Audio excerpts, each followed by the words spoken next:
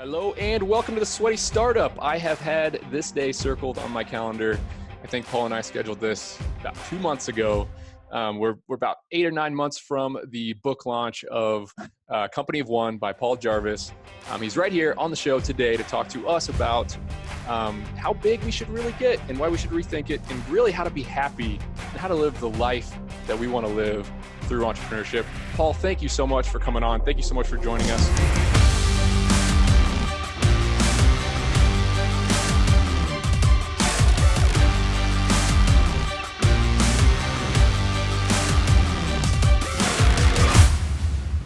First of all, introduce yourself. Tell us a little bit about you and what you have done in your life.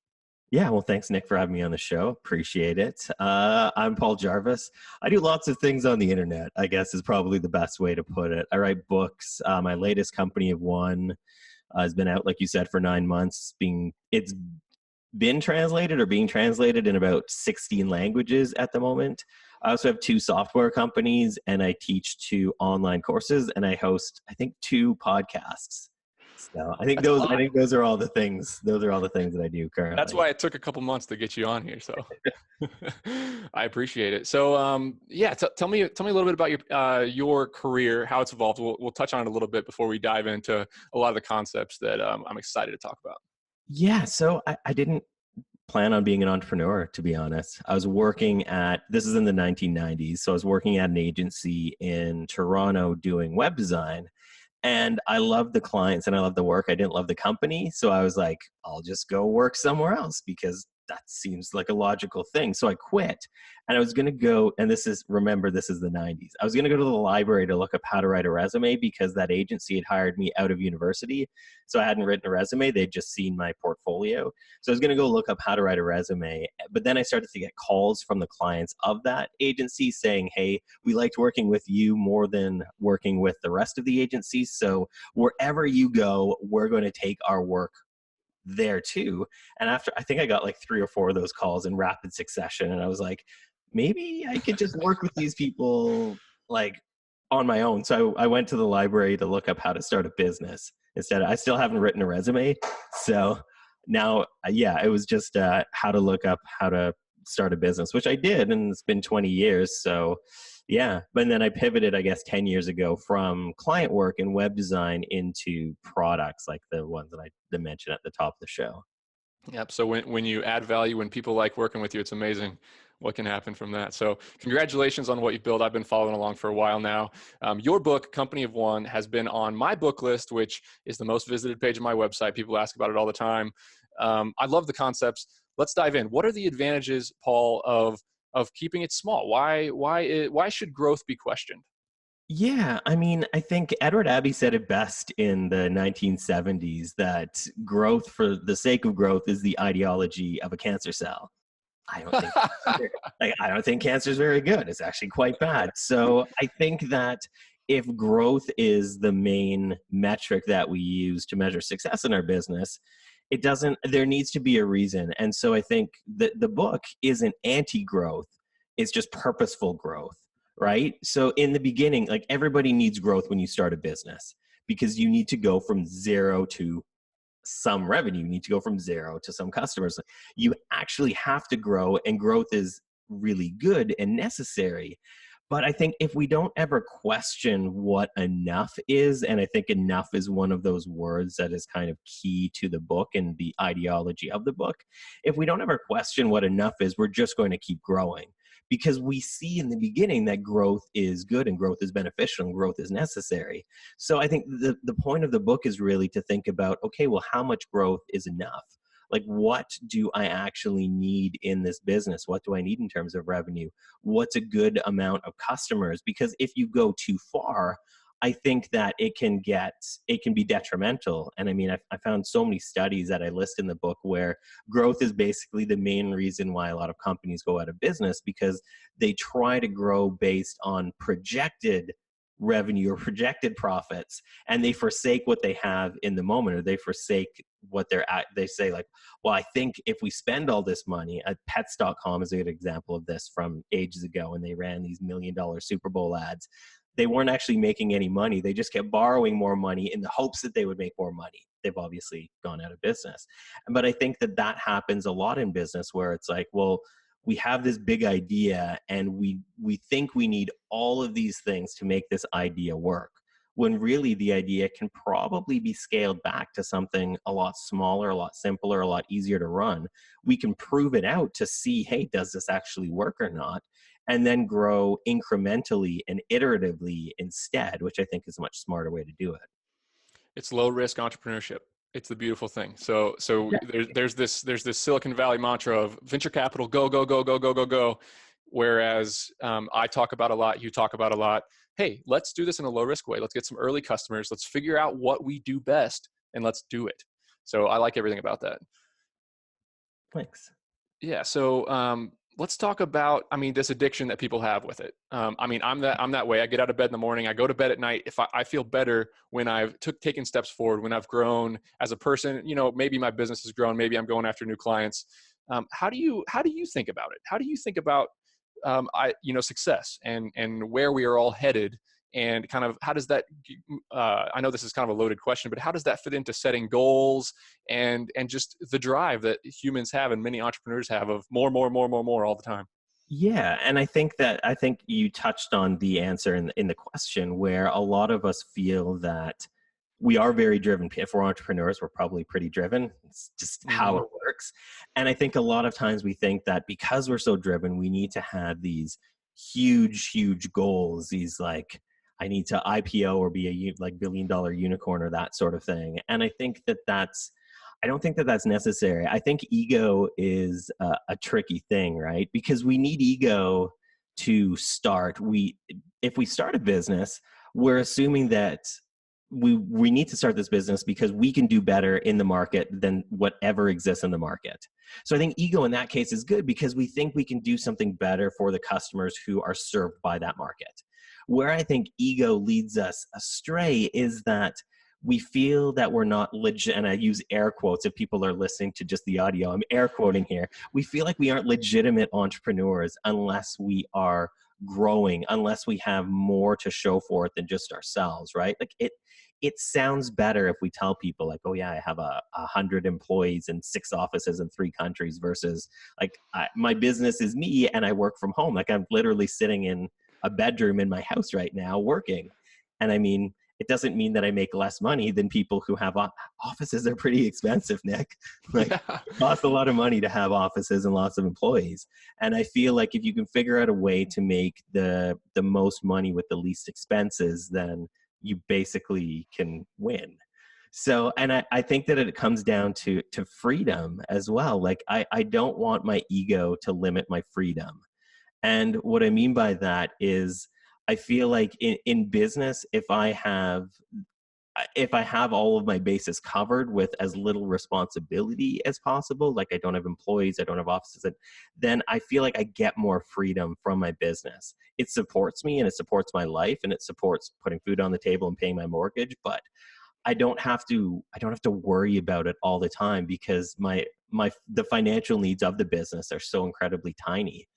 So I can just focus on making enough money, and that money can be made typically in the first couple of days of the month. And then the rest of the month, I'm driven to do the work, but I don't feel the pressure. I don't feel that weighing me down of like, I need to close this deal. I need to close this deal every second of the day. It would be hard to work. I feel like it would be very hard to work under those circumstances all the time. And I feel like the freedom gives me a lightness to try new things, to experiment, to have fun with work. Like I actually like my work, and it's a beautiful thing. Yeah. So before we dive into how we actually enjoy our work, I mean, as entrepreneurs, we're constantly faced by that question at the end of a conversation: what's next for you, Paul? What's next for you, Nick? What are you going to do even bigger and better than what you're doing right now? How do you suppress the ego and manage just that pressure? I mean, I know that you can be happier and you can be more enjoyable and all the benefits are there, but how do we wrap our heads around getting there and getting to a point where we can say, you know, I'm pretty happy.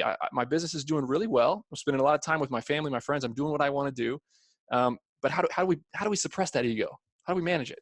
Yeah, I think part of it is really thinking about, do you want a business that supports your life, or do you want a life that basically supports your business? Right? Like, I like the life that I have, and I like that the work that I do can support the fact that, like, I went mountain biking with my wife yesterday afternoon because it was sunny, and I live in a rainforest and it's not always sunny. I want to be able to do that, and I feel like I don't need to make, I think as well, like, money becomes fairly abstract after a certain amount.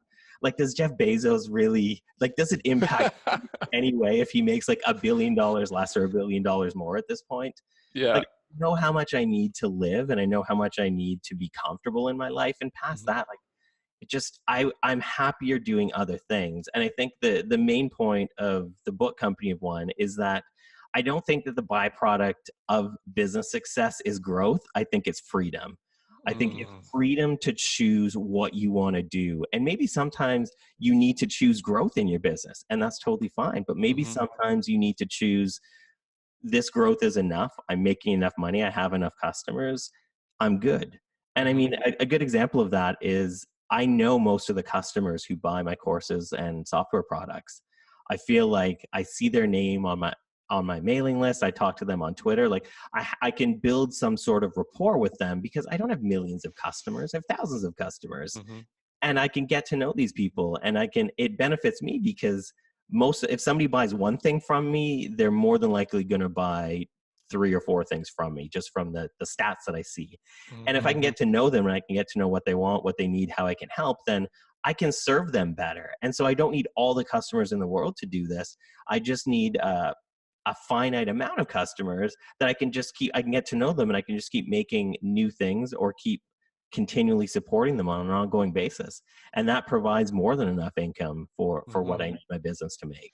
Yeah, you're touching on so many things that are so important. I mean, I heard a really, I forgot the interview, but somebody said, like, there's three levels of wealth. There's the wealth of being broke and stressed about money and not being able to pay your bills. There's the level of being able to go to a restaurant and order what you want to order without looking at the price. And then there's the one of going on trips and not worrying about how much the trip costs. Beyond that, it doesn't really matter. So it's about your time. It's about getting your time back and doing what you want to be doing. So let's shift gears and talk about now. So there's entrepreneurs out there listening that are in a rat race. They are spread too thin. They are running around putting out fires all day long. Let's take it back to step one. Say you're launching a business, Paul. How do you grow a business in put a good foundation down so that you can build a scalable business? You have, I mean, I know we got to talk about how to charge more money, how to avoid scope creep, how to not get out of your wheelhouse, but just the base, what do you see as the foundation of a business that is in a good spot to be able to accomplish some of these goals you're talking about? People. Like, it's businesses, relationships. It's fun. I learned this so long ago, and it's still relevant. And I love, yeah, probably in the 90s, or the early, I guess they're the aughts, the early 2000s. Mm-hmm. I was like, I don't understand why some freelancers are getting these huge clients and some freelancers aren't getting any clients. And I Mm-hmm. started talking to a bunch of freelancers that I knew who were doing really well. And they're like, I'm like, well, how did you get this like Fortune 100 client? And they're like, I knew somebody that worked there. And I was like, it's people. Like, you just gotta network. You just gotta know people. You just gotta be always kind of improving your network, and not just from like a networking for the sake of networking. You don't want to be that person at a networking event who's just like handing out business cards. Like, that's not making connections with people. That's just being kind of a jerk. If you get to know people, and you work at creating connections with people, then that always has paid off in dividends, right? Like, it's so fun. And like, I'm super introverted, I'm super awkward. I would rather just be in my house by Mm-hmm. myself most of the Mm-hmm. time, but I still push myself to do that. And I even look at all the clients that I got when I was freelancing, the big ones. It was because I got to know people, not because I knew, well, I can get something out of this person later, but just because I want to get to know interesting people. Like, Mm-hmm. interesting people are interesting. Mm-hmm. And in doing that, and in keeping connections open, and seeing like, well, what can I do for them? How can I help? How can I just get to know this person as a person? That paid off in getting quite a few clients, especially in startups, man. Like if you work with a startup and you work with a team at that startup, half of that team is going to be at different startups in like 2 months, because that's just how it works. And then every time people from that team go to other companies, that's an opportunity for you to work with 2 or 3 other companies or 4. And like, that's really how my network grew when I was doing client work to kind of build that roster. People do business with people that they like. People Yeah. do business with people that they like. That's the bottom line. So many people sit behind a computer or sit in a truck or sit behind their Google AdWords ad campaigns and just wait on the customers to come. But it's so much of an advantage to get out. I mean, that's one of our big concepts here in the service industry is you can separate yourself by forming these personal relationships. So this is a good time to bring up that anxiety and that fear of rejection. In any sales environment, all of life is sales, and these relationships that we're talking about is sales. How do you overcome that introverted, that lizard brain in the back of your head that is saying, go back to cover, go back to behind your laptop, right? How do you put yourself out there and build these relationships? Yeah. So, I mean, part of it comes back to the conversation we just had, where if our needs are less than all of it, then it's not a do or die. I think it's really hard to do sales when you're like, I need this sale Mm-hmm, to live. mm-hmm, If mm-hmm. you can remove that from the equation by like basically living below your means as much as is comfortable, I think that can be helpful, because if it's a do or die, it's really hard. I don't know how to sell. I don't know how to close in those situations. But if I know that I have like a small amount of rent, or I have very little personal expenses, then if I close this deal, great. If I don't close this deal, I have the space to try to get another one. I think that's one aspect of it. That's The other phenomenal advice. Yeah, that's great. the other aspect of it is that fear and action can exist in parallel. It's the reason why people can jump out of planes and skydive. Like nobody is not scared, unless you've done it like a million times. Nobody's not scared to just like take that first step out of the plane, but you do it anyways. It's like I can be scared of having a conversation. I can be scared of like picking up the phone and calling somebody. I don't know why we're all so afraid of using the phone nowadays. We have to text or instant message or something. I still like the phone. Like all of the most successful business people I know still pick up the phone and call other people and have conversations, even like this, even on video. I think that's a great way to develop rapport. So You're I right. think All the successful people I know, I send them a text message and they call me right up. And they say, Nick, let's talk about it. I'm a phone guy. exactly that's just how it works. And I think that's really good for building that rapport, getting together with people in person. I think Mm-hmm. that's why conferences work. It's not really the learning, I'm sure, is great, but it's the being in the same room with people doing similar things, Mm-hmm. empathizing with them and learning from them, and Mm-hmm. building, like maybe you go out for like a coffee with them after and you talk a little bit about other things. You just get to know them as people, and then that builds that rapport. But it's like you can be afraid to do it and still do it anyway. Like that's Mm-hmm. Mm-hmm. basically how I operate. I'm Yep. scared of almost everything, and I still just kind of do it. When you're uncomfortable is when the world opens up to, it seems like. But you mentioned something that I ask that same question a lot, and you mentioned something that not a lot of people say is have a low baseline of expenses, have a lean life. Talk a little bit more about that, because I think that's such an important part of having the pressure off when you're starting a business and being able to be creative, be able to find and experiment and try new things. How do you build a lean business and kind of lean out your life? Any direction you want to go with this, I'd love to hear your thoughts. Yeah, I mean, I think the typical way that things go is that as you make more money, you spend more money on the back end on the personal side.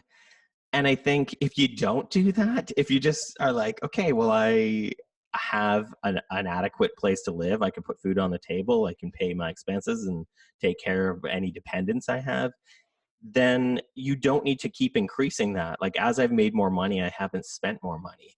And I think that that's a good place to be, because it gives you that level of comfort and freedom.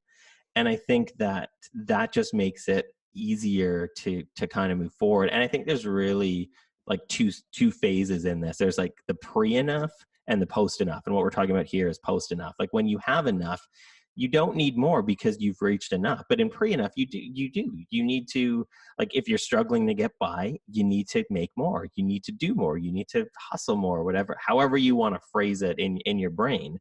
But if we don't ever stop to think about what enough is in our lives, in our personal lives, in our business revenue or whatever, then we're just going to keep going after more. We're just going to keep spending more. We're just going to, well, I had a good sales year. Maybe I'll get a bigger house, or maybe I'll get a nicer car. And it's like, maybe if you don't do those things and then you have like a cushion or a buffer, or you can put some money into savings, then the net result of that is that weight lifted, that freedom feeling, that being like, Mm-hmm. I can experiment. And I mean, the best place to be in a business is having the space to see, like, let me try these things, and whatever happens from this experiment isn't going to break me or isn't going to break my business. Then you can start to have fun. Then you can start to do interesting things in your business. Because I'm very risk averse, but I love experimenting. And the only reason I can experiment is because win or lose, no experiment I'm ever going to do is going to break my business, going to hurt my reputation, or going to make it so I struggle personally with finances. And so being able to get to that point by having as little, I think in the book I call it minimum viable profit, like the amount of money you need to make to cover your life expenses and your business expenses. And then past that, it's kind of gravy, where you can, maybe you do need to grow more, maybe you don't, maybe you can start to play with things and see, well, what works and what doesn't. And it's not, either way, it's not going to hurt. So Takes the pressure off. You can yeah. start to do things that you want to be doing. Okay, I love that philosophy. Let's talk about now how to target some ideal customers. And we're talking about a wide range of businesses, but let's talk about some of the customers that set you up for success. Some of the customers that allow you to build a business like this. Yeah, I mean, I think that one of the smartest things I did when I was working with clients was when I got to a point where I could start being picky with clients, when I reached that kind of post enough phase. One of the criteria that I wanted for the clients that I would say yes to was, is this client set up for success themselves? Because successful clients help your business immensely. I had a handful of clients who just did so well in their business. And because I was doing web design, I had like a little link in the footer of their websites, and they went from getting hundreds of visitors daily to thousands to millions. That was the biggest sales funnel for me. Like, I didn't have to, my website for the last couple of years of freelancing was just something like, I build websites, and it had a list of like 5 clients that I had, and everybody knew their names in the niche the niche that I was operating in. Forget, Americans say niche. Canadians say niche. So I have I say both. I say both. There you go. My website was a single page that said, I build websites. Here's a list of some clients. And if the type of client I was targeting knew who all of those names were, and an email address. That was all I needed to do to fill my sales funnel for, I think I was typically booked like 6 to 8 months in advance, because I very specifically, as soon as I had the ability to choose my clients, I chose clients who I thought were who were most likely to be successful. And it's almost like I was running like a bit of a VC, where I was like, I'm going to see if I can pick the winners, except I had no, like, I wasn't investing. I was like a VC with no money kind of thing. But that ultimately helped, where it was like, I've been in business for long enough that I can see what I think is going to work and what's not going to work. If somebody came to me and they're like, Paul, I want to build the next Facebook, are you in? I'd be like, the likelihood of that happening is so slim. But if it was a client who was like, I have a great audience, I just need to keep working with them, keep learning from them, keep empathizing with them, and keep like doing more of the good thing, I'd be like, this seems like a good idea. This is a great strategy, because these successful clients, the value that you add is amplified. If you can do great things for them, it does so much for them. So that takes us right to the point of, how do you feel comfortable? I mean, I look at a freelancer as somebody who runs a one-man business of any kind, plumbing, pressure washing, web design, whatever. I look at that as a freelancer. So many don't charge enough money, Paul. So many undervalue their time. So what advice do you have for people who they really need to raise prices? How do you frame that in your sales pitches? How do you frame that on your website, in the way you communicate, and just in your own mind? How do you get comfortable with asking for maybe what would be an uncomfortable amount of money from a lot of people to add a lot of value? Yeah, I mean, definitely experiment with that. I think that So for my, I can talk a lot about my own experience because this is what I know. So I always had on my website, prices start at X. So it still gave people an idea. Like they didn't come to me and think they're going to be spending $100 when they were probably going to be spending 10 to 20 grand. Like it always just said like starting at $3,000, $6,000, $10,000. So there was enough to qualify those leads, but there was still space to be like, okay, well, if you need all of this work, then it's going to cost this amount of money. But it gave a frame of reference. So I think that's important. The other thing that I did was, because I was doing web design, and this probably makes more sense for people who are in B2B, but this is just what I know. So I would always frame the work that I did as how it could be of value to the other person's business. So the output of what I was doing was design and branding, but the way that I framed it and the way that I positioned it was, if we do this work together, then we can grow your revenue, we can grow your mailing list, we can grow your reach. And I could never speak to, because nobody can promise like I'm going to double your revenue, but I could always speak to, and this comes back to relationships. I would constantly follow up with the clients that I had worked with in the past and seeing like, okay, what are the results of the work that we did on this project? And every time I asked them and it was something positive, I'd be like, that's a case study. And so when I was talking to the next person, I could be like, well, I can't promise you that I'm going to double your revenue or triple your revenue, but in these previous projects that I did, we increased revenue by 8% for this project, or we increased the mailing list signups by like 30% for this project. So I could speak, I always had data at my disposal, because I think a lot of freelancers as well, they ask for a testimonial as soon as the project's done. There's no data. Like you can't, there's nothing, you can't refer to any specifics at that time, because you literally just launched the project. If you ask for a testimonial 3-4 months in, or you follow up every couple months and see like, how's it going?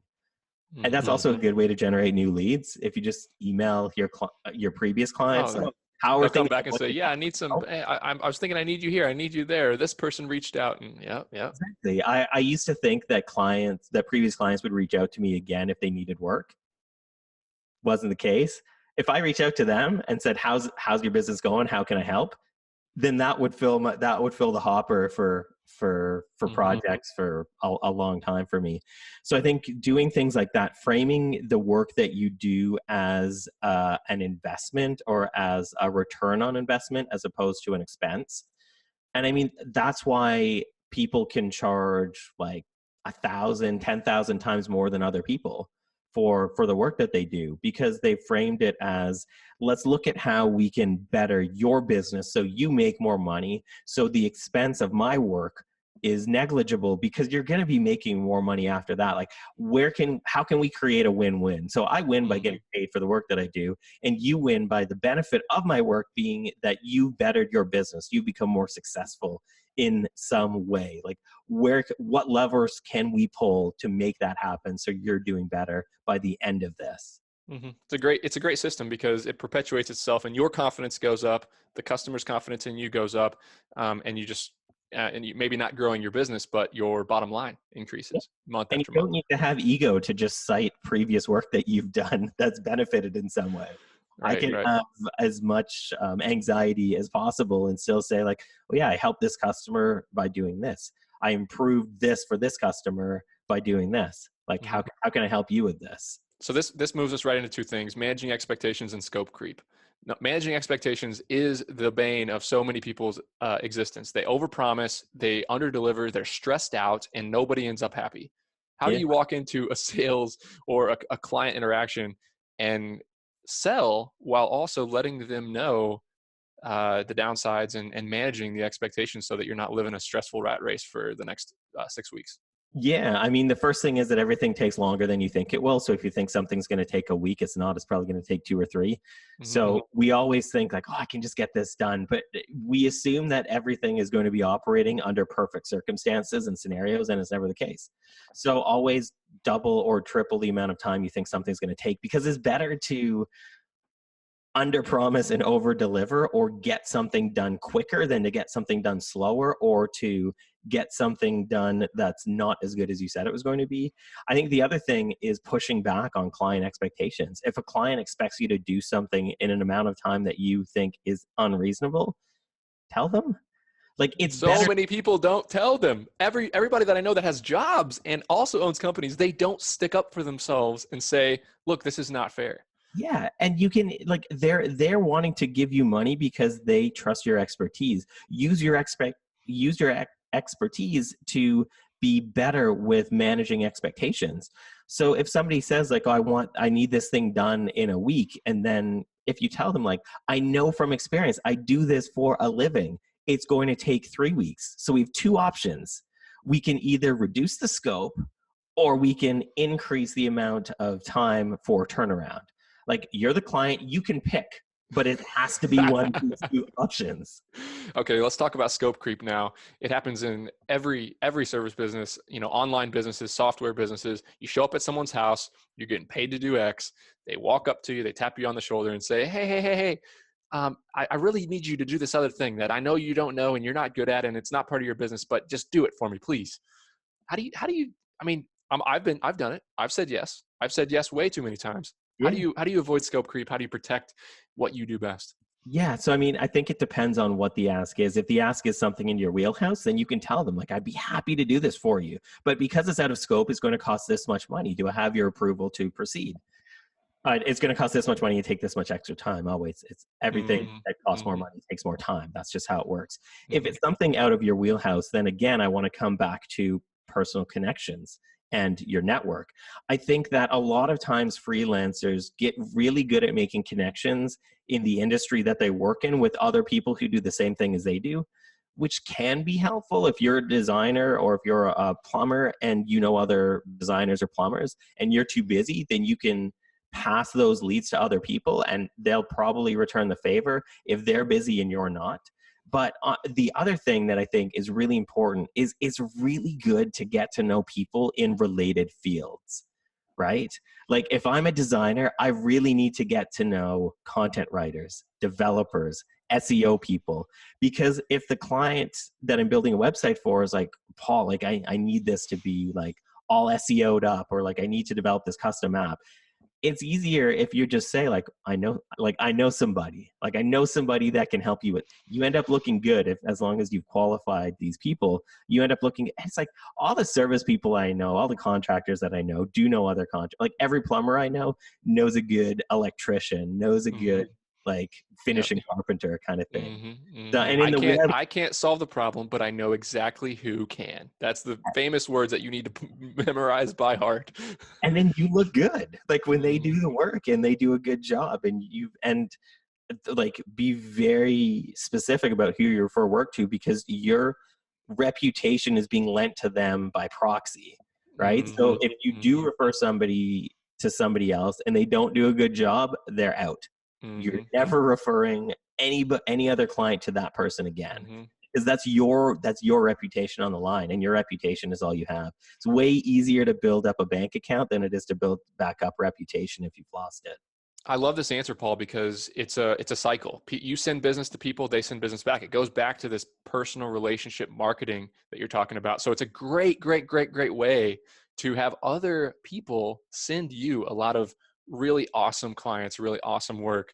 So instead of stepping out of your wheelhouse to do things you're not good at, send it off to somebody else, get relationships going, they'll send business back to you. Sounds like an awesome way to combat scope creep. Oh, for sure. Yeah. Okay, let's talk a little bit about, let's go back to staying small, growth. I mean, you're not against employees, are you? Are you against having employees? How do you feel about, say you have an opportunity and the opportunity is there for you to grow in a healthy way and still maintain the lifestyle and things you want. You need to hire some employees. What advice do you have for people in that situation? Yeah, I mean, I think a lot of times business problems are solved with more, because that's the easiest way to solve every single business problem, is to just throw more at it. You have a lot of support, you hire another support staff person.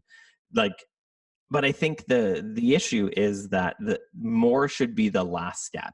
More should be what happens after you tried a bunch of other things. When it hurts or costs you too much not to grow, that's a good time to grow. Right? Like, I think support is actually a really good example. If you have a ton of support requests and it's taking up more of your time than you wanted to, then maybe there's things that you can do with onboarding. Maybe you can better teach people when they first sign up for your thing to get them to understand so they have less support requests. Maybe you can do video tutorials that they can see before they contact support. So you're doing the work once and you're using it indefinitely. And so if you try all of those things, support's just a good example, but it could be anything in your business. If you try all of those things that aren't growth first, and all of those things work but don't work enough, then yeah, hire another person, right? Like, and I think the other thing is that I think a lot of times people think you need to be more complex or bigger to make more money. And I don't think that's the case. Because I teach courses that involve like automation and marketing stuff, a lot of times people are like, well, if I want to make like 10 times more than I'm making, I need to get more complicated with I need to do just more things. And I look at my own business and I have like 2 automation sequences per product. And there's like 4 emails and they only segment based on did you buy or not. It's like you can still be simple and make more money. You don't need to go more complex. Like the client doesn't care how complicated your thing is or how complicated the solution is. They just care that you've solved their problem. Mm-hmm. That's it. And Man, so I think we can get around that by just not assuming that growth requires complexity. Yeah, that is a great, great point. I mean, I look at problems in my business, and instead of actually figuring out how to solve that problem, it's so easy to just say, okay, I need to hire another person, when really you could do things to decrease the work. You could better vet your customers with some pricing on your website, like you were saying earlier. You could streamline, put some systems in place. So it's it's a crutch that people use to spend money on more employees or spend money on this, spend money on that, when if you just dove into the problem and worked on solving the problem, these fires, they might not even start in the first place. Exactly. Yeah. That is a great way to look at it. So, okay, so simple. Let's talk about simplifying your business. I'm all about finding your wheelhouse, focusing in on it, instead of being a general contractor that, they do anything involved with a house or business. Maybe you're the general contractor that does home theater installation. One thing, you do it really, really, really well. Let's talk about that, some of the advantages of that, and how it kind of sets you up for a less stressful, more scalable business. Yeah, I think in the beginning, it's okay to be a bit more general because you want to find the niche and the type of customers that you can best serve. So do whatever you need to do to make money in the beginning. But as you do that, you're going to start to see, okay, 1, what's the type of person that I like working with the most? And 2, what's the type of customer that I can provide the most value to? Like what type of customer, like for me, it was what type of customer is making so much more money after they hire me? Because those are the customers that I want to work with, because successful customers help you become more successful because they drive more leads. It's really hard to get a lot of referrals from a company that's gone under. I know this because I've worked in the startup world for so long, and startups go under a lot. So I think thinking about that is really important. And then as you start to niche, it becomes easier because it's really hard to market yourself to the internet or to stand out in the yellow pages, right? Like, I don't know how to do that. Like, unless you're Oprah or Tim Ferriss, it's very hard to market or to be valuable to everybody. 18 to 65. People are going after customers 18 to 65. Exactly. But if you focus in on one industry, those industries tend to talk. Those industries tend to have publications or websites that everybody goes to. And then it becomes a lot more easy to stand out and to become known. Like, I don't want to be known to the entire world. I want to be able to like go to the gym and nobody bug me. Right? But if I can stand out just in one tiny, tiny slice of the world, and be known to those people and be known as the person that fixes something to those people talk. Those people read the same trade publications where I'll hopefully be mentioned or interviewed. And it becomes a lot easier to market yourself as the person who fixes a specific problem. Because like if I'm going to, if my sink is leaking, I'm not going to go find just somebody that works on houses, or if I'm presented with two options, I'm going to pick the person who fixes sinks for a living or does plumbing for a living versus the person who's like an Handyman. all around, general handy person, right? Mm-hmm. So like, I want the specialist. I want the person that fixes the problem that I have. Mm-hmm. So The beautiful thing about this is that's when your network starts to explode as well, because then everybody's like, oh, I know the basement, like home theater guy. I know him. This is who you got to call. Nobody else. He's the guy. He's the expert.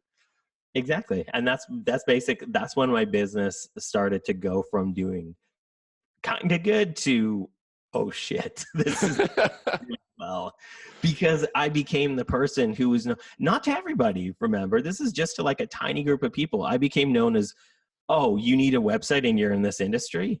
Talk to Paul. And so, because I don't want to compete with Google, like I don't want people going to Google and typing in like web designer. Like I don't know how to compete with that. Mm-hmm. But if I'm focused on a specific type of client, then people don't go to Google. I'm basically competing with myself because people are like, well, I need a web designer. Somebody's like, talk to Paul.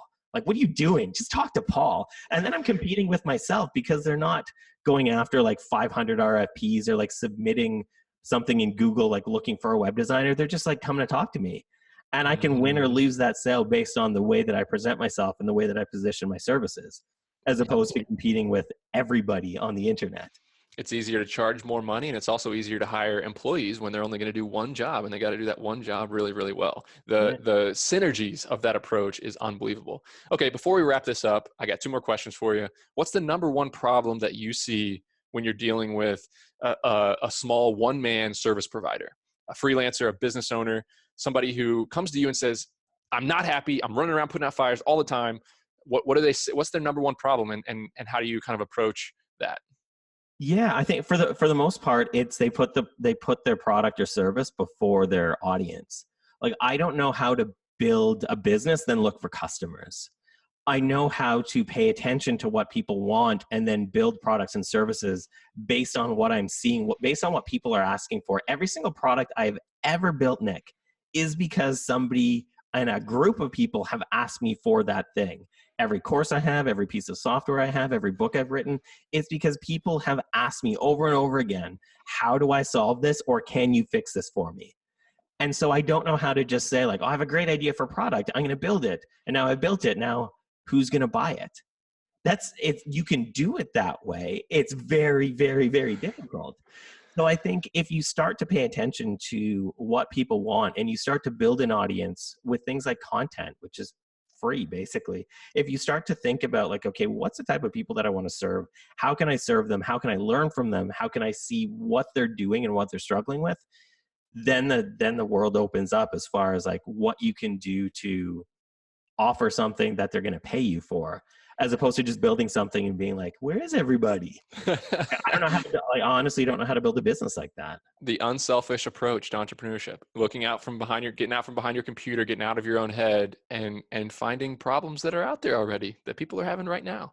Yeah. I love it. I'm pumped up right now. I'm fired up. All right. So I know a lot of really unhappy, really grumpy business owners. There's almost a stigma, especially in the home services segment, of grumpy, scruffy, not happy people who work 80 hours a week, hate their life. What advice do you have? Any parting words of wisdom if maybe somebody's in that trap or falling into that trap early on in their career? What steps can they take? What words of wisdom would you give to maybe see the light at the end of the tunnel, to come up for air and start enjoying life, enjoying business, and finding out what's important to them? Yeah, and I think that it's funny because I think most of us start our own business because we want to be happier. We want it's most of the time a lifestyle decision as opposed to a strictly financial decision, because running our own businesses are risky sometimes. They don't have to be, but they can be. So I think that if we work for ourselves, then we should be able to make the decisions and rules based on what we actually need. Like we don't have to run a business based on a template. We don't have to run a business based on the way other people run businesses or the way that people write business books about how to run a business. Like if it's your business, you get to make the decisions. You get to say how you run it. You get to say how you interact with people. And so I think that because success is personal, if we chase somebody else's version of success, the best case scenario, like the best thing that could happen is we end up with their version of success. And we just have to hope that that suits what we want, right? So I think that if we kind of, and the worst case scenario is we failed at something that we didn't even want in the first place. So so I think if it's your business, you should make decisions based on what's best for you and your customers. And if you run your business like that, you're not going to fail. It doesn't matter if it's the exact opposite of the way that every business guru on the internet says to run your business. If it's working for you and it's making you happier and it's giving you the life that you want and it's making your customers happy, then whatever you're doing is a good thing. And if you're not happy with the way things are, what can you change, even if it goes against like advice you find on the internet? Like, what can you change to make things better? And I think that the second part of that is, I think, and it comes back to ego again, I think a lot of times we feel like, well, we're not successful unless we've like made this huge impact or like changed the world. That is such a burden to carry on your shoulders, to be like, I'm not successful until I have like a fleet of 18 trucks and offering services in like 18 counties. It's like, if you're happy just doing it for yourself, then what's the problem? Like you're trying to solve a problem that doesn't exist if you're just growing for the sake of growth, or if you're thinking that you need to be this huge business or have this like massive empire to be successful. You don't. And that could be, and that is actually what hurts a lot of entrepreneurs, is because sometimes you just like doing the work. Like, I never wanted to grow a company because I didn't want to promote myself out of a job I liked into a job management that I didn't like. So I just kept doing the work, and I just kept being happy doing the work. And that to me was successful. I don't care if that's not what a lot of like business people say is successful. It was successful to me, so I was happy. So I was good with it. This is awesome. This is awesome. You're the anti-guru, man. Everybody's talking about growth, and I fall into the trap as well. Grow, grow, grow, hire this, hire that. You can have a great life doing what you love doing every single day. Paul, you're awesome, man. Thank you so much for coming on the show. We got a lot of respect for you, man. You're a best-selling author. You're doing a lot of great things, affecting a lot of people's lives. You and Kaylee's podcast, I listen to it all the time. Keep up the amazing work. Parting words, where can people find you? I'll put a link to your book, both books actually, in the show notes so people can find those. But where can people follow and learn more about you? My newsletter. I send out a weekly newsletter with an article every Sunday, and that's the best way to follow along. I share a lot of the stuff that you and I, Nick, talked about today in the form of articles, and when I launch new stuff, I sometimes mention it there too. It's refreshing. I'm on the newsletter. I've responded to a couple. It's awesome content. It's a refreshing approach is what this is. It's a refreshing approach to entrepreneurship that I think a lot of people need to give a serious look. So that's pauljarvis.com. PJRVS.com, or Google Paul Jarvis, because nobody remembers the domain name. Perfect. I'll link in the show notes. Again, thank you so much for spending time with us. Really, really appreciate it. Onward and upward with whatever you're doing, or just keep it chill and do your hobbies and love life, man. Whatever's next for you. I'm excited. Thanks again. Yeah, thanks, Nick.